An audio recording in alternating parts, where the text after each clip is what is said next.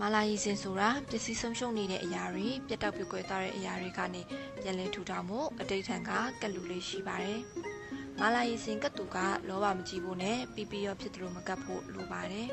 ။ပန်းဝယ်ယူတာကအစားချွေခင်းချင်းတဲ့အထိရေဖြည့်တာအစုံကိုလက်နဲ့တရားတရားအားထည့်ပြီးပျော်ရွှင်ကြည်နူးစားဆောင်ရွက်ရပါမယ်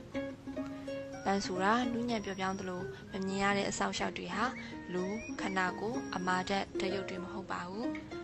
ပြောင်းညံ့ပြီးမွေးကြိမ်သောအရာတွေနဲ့သာအဓိကထားဆက်သွယ်နိုင်တဲ့သူတွေဖြစ်ပါတယ်။ဒါကြောင့်မမြင်ရတဲ့အဆောင်ရှောက်ပုဂ္ဂိုလ်တွေဟာမာလာရီစင်ကိုနှစ်သက်ကြတာဖြစ်ပါတယ်။မာလာရီစင်ကတ်လူတဲ့အခါဘုံတော်အနန္တ၊ကံတော်အနန္တ၊ဉာဏ်တော်အနန္တ၊တကူတော်အနန္တ၊မေတ္တာတော်အနန္တ၊သစ္စာတော်အနန္တ၊ပါရမီတော်အနန္တတို့နှင့်ပြည့်စုံတော်မူသောမြတ်စွာဘုရားရှင်အားဥဒိတရည်မှန်၍မာလာရီစင်ကိုကတ်လူပါတယ်။